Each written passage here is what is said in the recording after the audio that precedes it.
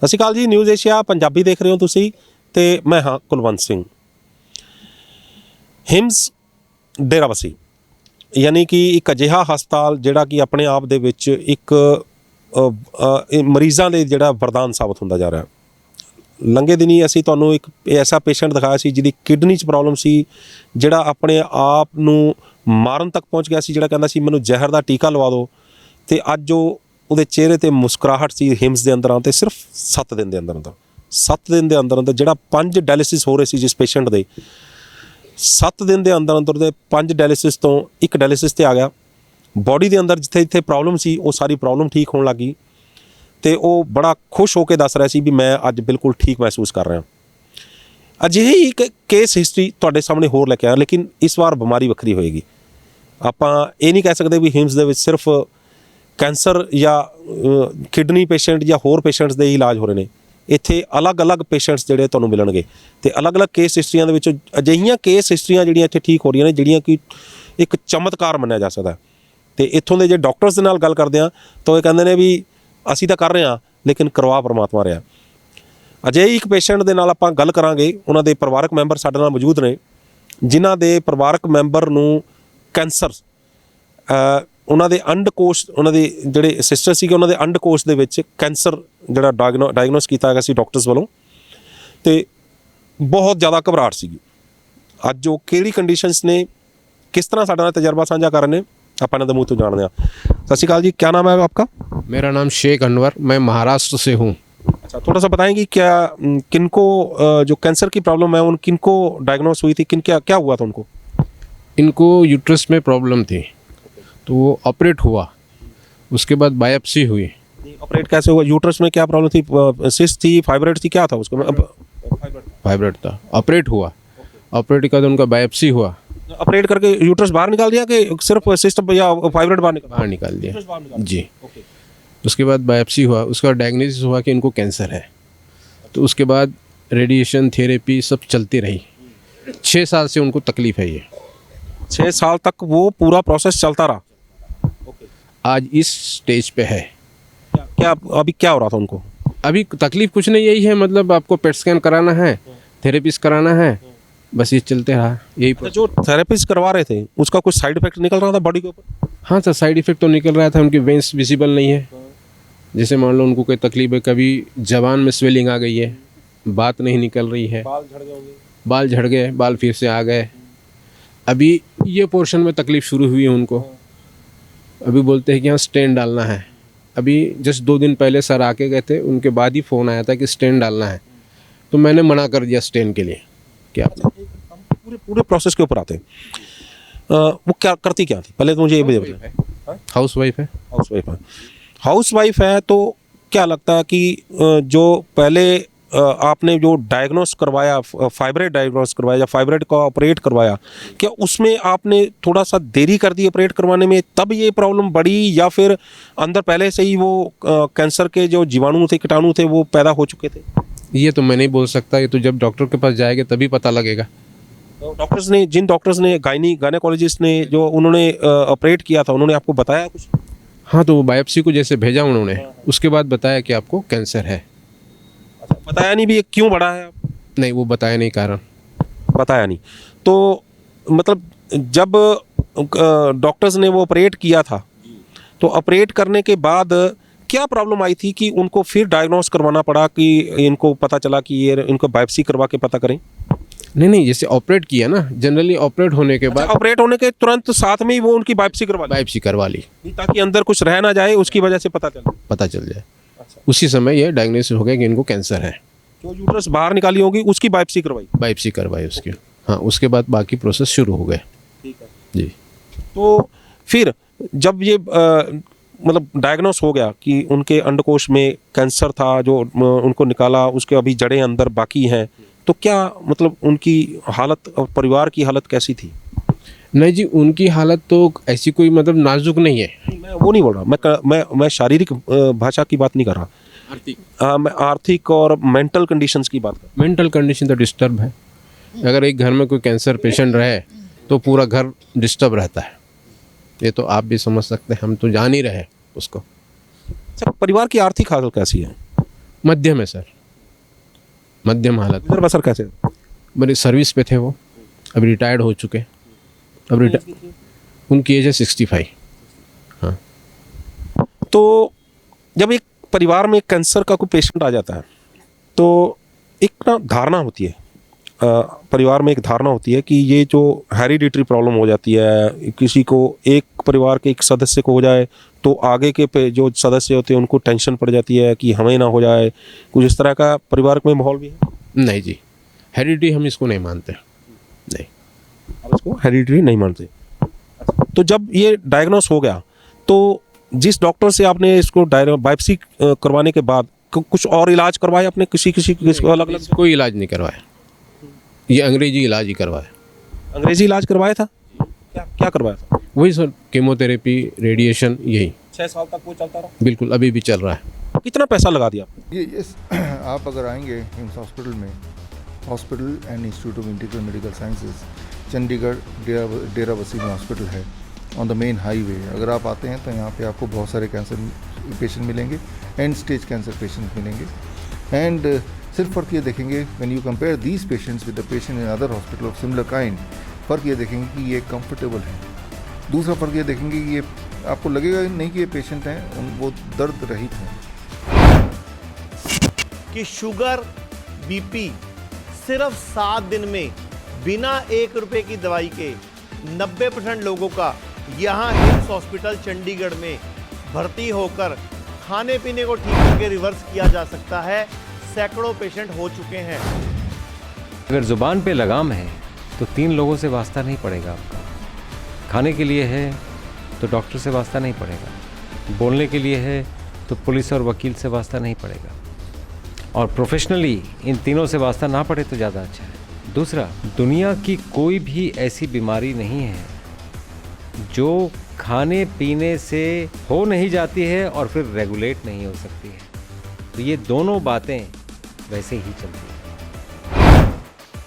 5 pillars हैं हमारे, 5 pillars: diet, medicinal plants, physical exercise या फिजिकल वर्क, माइंड मैनेजमेंट, और taking the help of various pathies, all the pathies. तो ये हम 5 पिलर्स पे काम करते हैं। जब हम इन 5 पिलर्स पे काम करते हैं तो बॉडी अंदर से जब हील होने लगती है तो थायराइड की समस्या जो अपने आप ही ठीक होने लगती है। चंडीगढ़ में भारत का पहला इंटीग्रेटेड मेडिकल साइंसेज का हॉस्पिटल शुरू किया गया है, जिसका नाम हिम्स रखा गया है, hospital and institute of integrated medical sciences, जहां एलोपैथी, आयुर्वेद, होम्योपैथी, नेचुरोपैथी सब एक ही साथ पेशेंट को ठीक करने के उद्देश्य से काम करती है सारी पैथी। इसमें डॉक्टर विश्वरूप राय चौधरी, डॉक्टर अमर सिंह आजाद, डॉक्टर अवधेश पांडे, आचार्य मनीष, डॉक्टर खादर फली, और इन सब की पूरी नॉलेज, ट्रेनिंग और एजुकेशन को यूज किया जा रहा है। लीवर फेल हो, किडनी खराब हो, हार्ट की प्रॉब्लम हो, जोड़ों का दर्द हो, ऑटो इम्यून डिजीज हो, स्टेज 4 कैंसर हो, कोई भी ऐसी बीमारी जो डॉक्टर ने आपको लाइलाज बताई हो या आपको कोई ऑपरेशन बताया हो, तो आप हिम्स हॉस्पिटल हिम्स में संपर्क कर सकते हैं और बीमारी की जड़ पर काम कर सकते हैं। रहना, खाना, पीना सब अरेंजमेंट है। अभी भारत में पटियाला में, जीरकपुर, चंडीगढ़, डेराबस्सी और दिल्ली में 14 क्लिनिक शुरू हो चुके हैं, जहां पर सिर्फ खाना पीना और लाइफस्टाइल को ठीक करके बीमारियों को रिवर्स करना सिखाया जाता है। और एक हॉस्पिटल डेराबस्सी जो चंडीगढ़ में है वो शुरू हो चुका है। ये सब हिम्स के नाम से काम कर रहे हैं। तो अगर आप भी किसी गंभीर बीमारी से परेशान हैं तो जल्द संपर्क करें हिम्स हॉस्पिटल चंडीगढ़ में। 55 लाख रुपए। 55 लाख रुपया? इतना पैसा था कि कुछ जायदाद बेचनी पड़ी? अब मेडिकल फैसिलिटी मिलती है सर गवर्नमेंट से, कुछ उसी के माध्यम से हो रहा है। मतलब जो सरकार की तरफ से जो सहूलतें मिल रही उसकी वजह से आपको अभी तक बचे हुए थे, अदरवाइज तो खत्म हो गया था। खत्म हो गया था जी। तो कभी ऐसा लगा कि सरकार ने भी हाथ खड़े कर दिए हों, यार ये तो दिल्ली में मौत निश्चित है, मौत निश्चित है, बहुत निश्चित है, लेकिन यहाँ उम्मीद है। तो एक बात बताइए, चलो ये हो गया कि आप किस कंडीशन से निकल कर, क्या आर्थिक हालात से निकल के पहुंच गए, लेकिन हिम्स के बारे में किसने बताया? मुझे सर, मैं 2 साल से बीआरसी सर को फॉलो करता हूँ जी सर, और मैं उसी पद्धति से मैं खुद भी जी रहा हूँ जी। और मैं ये सीकेडी के पेशेंट को लाया हूँ जी, इनको मैं एक इंसानियत के नाते ले आया हूँ अपने साथ में। मैंने अपना 10 दिन का समय इनको दिया हूँ और मेरी ये बहन की रिपोर्ट भी इसी को दिखाने लाया हूँ। उनको मैं कभी कभी ये जो है ना खाने की पद्धति से करवाता हूँ इनसे, कच्चा खाना ये करना, अल्कलाइन वाटर का जो पांडे सर ने जो बताया था वीडियो, वो वीडियो उनको सेंड किया गया, अल्कलाइन वाटर बनाया गया। ये सब चीज़ फॉलो हो रही है। ये ठंडी की वजह से मैं आज उनको यहाँ मेरे साथ नहीं ला पाया, ठंडी है, नहीं तो मैं नेक्स्ट फरवरी में उनको यहाँ ले आना है मुझे। अच्छा, जो इलाज आप करवा रहे हैं उनका जो आपकी जो बहन है उनकी जो आप जिनको कैंसर बताया गया, तो उनका यहाँ से लेकर इलाज करवाया गया कि इनको मतलब पूछ के इलाज किया? नहीं, वीडियो देख के, वो सब चीज़ देख के ही इलाज करा गया। सिर्फ वीडियो देख के ही इलाज करवा दिया? बहुत बड़ी बात है जी। क्या सर, कौन सी वीडियो देखा, क्या किया आपने? कैंसर कैसे क्योर किया जाता है, हाँ। वो पूरी टोटल वीडियो आज भी मेरे पास है। अच्छा। वो वीडियो उनको दिखाई गई, मैंने समझाया उनको। अच्छा। मैं बोला पहले आप समझ लो भाई, कभी कच्चा खाने से उनको पेट में तकलीफ़ होती थी। मैं बोला हिम्मत करो, आगे बढ़ो। बस ये करते, मतलब ये भी होता रहा, वो भी होता रहा। अब देखिए फ़ायदा किससे हुआ ये तो समय बताएगा। अच्छा, सिर्फ आपने खान पान चेंज किया या फिर कुछ दवाइयाँ बंद कर दी? नहीं, दवाई तो बिल्कुल नहीं ले रहे जी, सिर्फ रेडिएशन कीमो यही चल रहा, बाकी ओरल मेडिसिन बंद है। रेडिएशन कीमो चल रहा अभी? कितनी रेडिएशन कीमो कितनी हो गई? 35 हो गई है जी 35 हो गई। कीमो। और कितनी बताएंगे ये टोटल? बताई नहीं, अंत नहीं है। अभी तो टारगेट थेरेपी चल रही है, कीमो तो हो गई नॉर्मल, अभी तो टारगेट थेरेपी कर रहा है। तो कुछ उन्होंने काट पीट का भी बताया, अभी इसको काटना पड़ता? नहीं, अभी कुछ नहीं, अभी काट पीट का कुछ नहीं बताया गया उन्होंने। अभी ये बोल रहे कि कभी साइज़ बढ़ जाती है, कभी साइज़ छोटी हो जाती है, तो हम टारगेट थेरेपी कर रहे हैं। अब वो बेहतर जाने की टारगेट थेरेपी से उनको क्या रिजल्ट है। अच्छा, जो आपने डाइट यहाँ के जो वीडियो दिखाया आपने कैंसर वाला, वीडियो दिखाने के कब दिखाया था और कितनी देर हो गई उसको फॉलो करते हो और आपको रिजल्ट मिल रहा है? 1 साल हो गया उसको फॉलो करते हुए। वो वीडियो दिखा जी, और वीडियो दिखाया 1 साल पहले फॉलो करना शुरू किया, कुछ फर्क पड़ना शुरू किया? बहुत फर्क पड़ा आपके सामने। कैसे? ये जो आराम मिला है उनको, कि कैसे आराम को टेस्ट में कुछ निकल के आया? हाँ, टेस्ट में निकल के है क्या? कि भाई इनको कम है अभी। तो वो डॉक्टर की मत्ती मारी गई होगी, ये कैसे होगा? तो उन्होंने पूछा ही नहीं, हमको बताया ही नहीं ये सब चीज़। अगर ये चीज़ बताएंगे तो वो तो बोलेंगे गलत है, तो वो मिसगाइड कर देगा पेशेंट को, क्योंकि आजकल मिसगाइड वाला सिस्टम बहुत ज़्यादा है ना। जैसे मैं फॉर एग्जांपल मोहाली डायलिसिस कराने गया, वहाँ उन्होंने बोला कि आप कहाँ आ गए, हिम्स में क्या कराने आ गए, ये तो यहाँ तो ये ऑप्शन है, ये करिए। तो मैं जवाब देना चाहता हूँ, लेकिन मैं 1600 किलोमीटर दूर से आया हूँ, मुझे बहस नहीं करना है, मुझे इलाज करना है, ये सोच के आया हूँ। मैं अपना इलाज कर रहा हूँ और मैं यहाँ बहुत खुश हूँ इस इलाज से। तो जो पैसा आपने 55 लाख वहाँ पे लगाया, यहाँ तो आपका करोड़ रुपए लग गया होगा? बिल्कुल, अब ऐसा ही बोलना पड़ेगा। इतने आपका अब देखो 55 लाख लग गया तो आप ठीक नहीं हुए, यहाँ करोड़ रुपए लग गए तो ठीक हो गए होगे आप? हाँ जी, अब जैसा आप बोले वो तो ठीक ही है। अब करोड़ लगा, हमको भी पता है यहाँ कितना लगा है। कितना लग गया? हमको यहाँ 20-25 हज़ार रुपये लगा है। हाँ, तो अब समझ में आ रहा है कि वो क्या कर रहे हैं और ये क्या कर रहे हैं? बिल्कुल समझ में आ रहा है जी। मैं तो 3 साल पहले ही समझ गया था, लेकिन आज समझाना इतना कठिन है कि सच्चाई किसी को अगर बताई जाए तो लोग मानेंगे नहीं। इसलिए मैं यहाँ इतने दूर चल के आया हूँ। मैं समाज का एक मुखिया हूँ, मैं ये चीज़ अपने समाज में बताऊँगा कि यहाँ क्या होता है, और हम पढ़े लिखे हैं, हम ये सब चीज़ को समझ पाते हैं, और हम समझ के समझाएंगे लोगों की भाई यहाँ आइए, करिए, देखिए। यहाँ सीखने आना है आपको। यहाँ आप ये ना सोचिए कि 7 दिन में आप ठीक हो जाएंगे, आपको यहाँ सीखना है और घर जाके ये करना है। बिल्कुल। बहुत धन्यवाद, आपने अपना तजुर्बा हमारे साथ साझा किया, बहुत बहुत धन्यवाद। शुक्रिया जी।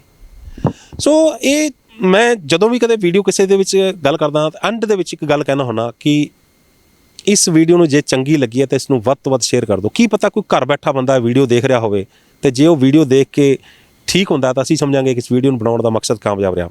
ਤੁਹਾਡੇ ਸਾਹਮਣੇ ਉਦਾਹਰਨ ਪਈ ਹੈ ਕਿ ਵੀਡੀਓ ਦੇਖ ਕੇ ਉਹਨਾਂ ਨੇ ਉਹ ਸਾਰਾ ਕੁਝ ਫੋਲੋ ਕੀਤਾ ਤੇ ਅੱਜ ਜੋ ਕੈਂਸਰ ਪੇਸ਼ੈਂਟ ਵੀ ਉਹ ਠੀਕ ਹੋ ਰਿਹਾ।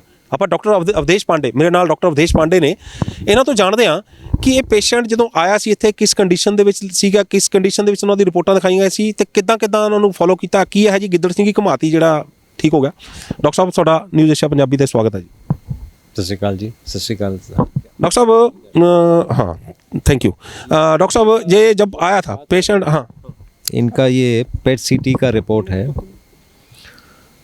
जो पेट सीटी का पहले रिपोर्ट था, मोटा मोटी चूँकि इनके पास होगा वो, ये कैंसर था और वो सारा स्प्रेड कर गया था। आज की स्थिति में ऑलमोस्ट 90 to 95% चला गया है। चला गया। ये एक मिरेकल से कम नहीं है। यही बोल रहा हूँ। और ये मतलब मिरेकल यूजुअली ऐसा नहीं होता है, ये यूजुअल बात नहीं है। और जितने भी लोगों ने जिन्होंने ये पेट सीटी स्कैन किया भी होगा, मैं बहुत श्योर हूँ कि वो 2-3 बार किया हुआ नहीं 2-3 बार देखा होगा कि ऐसे कैसे हो गया, क्योंकि ये आम देखने को नहीं मिलता है। ऐसी स्थितियाँ नहीं होती हैं कैंसर में, और ऐसी स्थितियाँ जो बहुत रेयर होती हैं वो रिपोर्ट होती हैं बड़े बड़े जर्नल्स में एज स्पॉन्टेनियस रेमिशन, अचानक ठीक हो गया, अपने आप ठीक हो गया।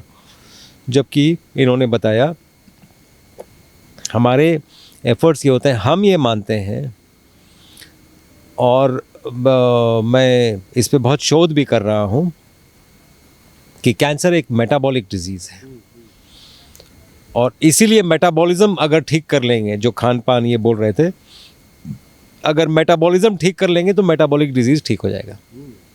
चाहे वो डायबिटीज़ हो, चाहे वो किडनी फेलियर हो, चाहे वो हाइपरटेंशन हो, चाहे वो कैंसर हो, ये ऑल्टर्ड मेटाबॉलिज्म है। और एक बात मैं बोलना चाहूँगा, जिनको ब्लड प्रेशर या डायबिटीज़ है वो ये ना सोचें कि ब्लड प्रेशर और डायबिटीज़ की दवा खा के ब्लड प्रेशर डायबिटीज़ कंट्रोल में आ गया तो सब कुछ ठीक चल रहा है। ब्लड प्रेशर और डायबिटीज़ हाईवे है, इसी के ऊपर बीमारियां चलती हैं इफ़ेक्ट होने के लिए। ये हाईवे तोड़ना पड़ेगा। इसका मतलब है कि ब्लड प्रेशर और डायबिटीज़ को हटाना पड़ेगा। जब तक उसको हटाएंगे नहीं, तब तक इस भ्रम में रहेंगे कि नहीं मेरा तो ब्लड शुगर नॉर्मल आ रहा है, लेकिन पता चला 20 साल में किडनी फेल कर गई, 25 साल में हार्ट फेल कर गया। ब्लड शुगर तो नॉर्मल था। और कई बार पेशेंट्स वो रिलेट भी नहीं कर पाते हैं। किस वजह से? वो तो बोलते हैं मेरा तो ब्लड शुगर, वो तो मैं दवा पे था तो वो तो ठीक ही चल रहा था, ये कैंसर भी हो गया साथ में। उनको कोई बताता भी नहीं है कि ब्लड शुगर है तो कैंसर होगा, ब्लड शुगर ठीक कर लो तो कैंसर नहीं होगा। मतलब it is so much different. तो इसलिए डायबिटीज़ एक डेंजरस डिजीज़ है। और मुझे लगता है मैंने जितनी बीमारियां देखी हैं आज तक, डायबिटीज़ से डेंजरस मुझे आज तक कोई बीमारी दिखी नहीं। अच्छा, अब थोड़े से इस पेशेंट पे दोबारा आते हैं कि क्या हो इस पेशेंट को, मतलब देखिए यूट्रस अंदर से निकाल दी गई थी, अब कैंसर अंदर डायग्नोस हो गया, कैंसर पता चल गया कि कैंसर अगर अंदर कैंसर सेल जो आगे अपना घेरा बढ़ा रहे हैं, तो क्या करने वाले थे? आगे बढ़ के उन्होंने क्या कर देना था जिससे हमने बचा लिया उनको? नहीं, हमने इनका मेटाबॉलिज्म ऑल्टर कर दिया।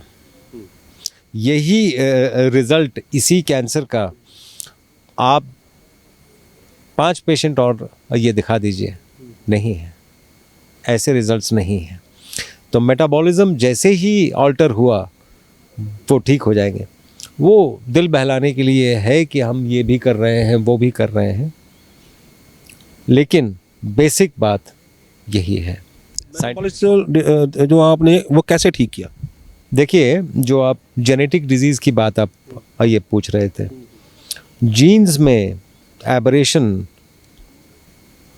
मेरा ऐसा मानना है, ये पहले 1930-35 में एक बार एक साइंटिस्ट को नोबेल प्राइज़ भी मिला था इसमें, कि मेटाबॉलिज्म के चलते ही जीन्स में प्रॉब्लम आती है, वो डिलीट होते हैं या वो ऑल्टर हो जाते हैं, तो जेनेटिक डिफेक्ट आ जाता है।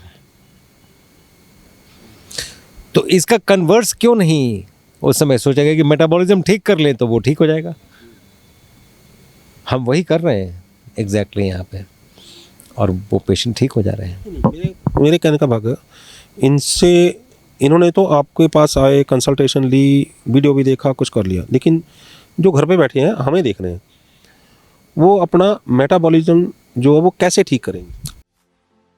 चंडीगढ़ में भारत का पहला इंटीग्रेटेड मेडिकल साइंसेज का हॉस्पिटल शुरू किया गया है, जिसका नाम हिम्स रखा गया है, hospital and institute of integrated medical sciences, जहां एलोपैथी, आयुर्वेद, होम्योपैथी, नेचुरोपैथी सब एक ही साथ पेशेंट को ठीक करने के उद्देश्य से काम करती है सारी पैथी। इसमें डॉक्टर विश्वरूप राय चौधरी, डॉक्टर अमर सिंह आजाद, डॉक्टर अवधेश पांडे, आचार्य मनीष, डॉक्टर खादर फली और इन सब की पूरी नॉलेज, ट्रेनिंग और एजुकेशन को यूज किया जा रहा है। लीवर फेल हो, किडनी खराब हो, हार्ट की प्रॉब्लम हो, जोड़ों का दर्द हो, ऑटो इम्यून डिजीज हो, स्टेज 4 कैंसर हो, कोई भी ऐसी बीमारी जो डॉक्टर ने आपको लाइलाज बताई हो या आपको कोई ऑपरेशन बताया हो, तो आप हिस हॉस्पिटल हिम्स में संपर्क कर सकते हैं और बीमारी की जड़ पर काम कर सकते हैं। रहना, खाना, पीना सब अरेंजमेंट है।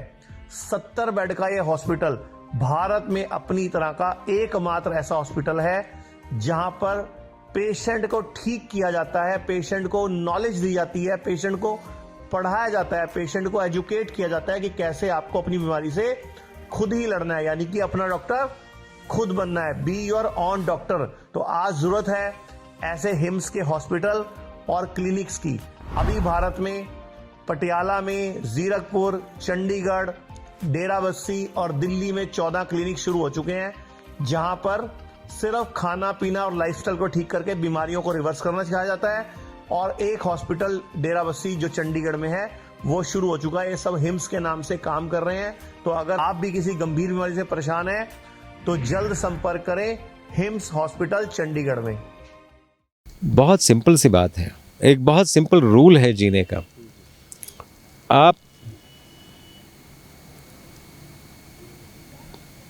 मैं कई बार बोल चुका हूं, फिर बोलूंगा, 1 बार योगी, 2 बार भोगी और 3 बार रोगी।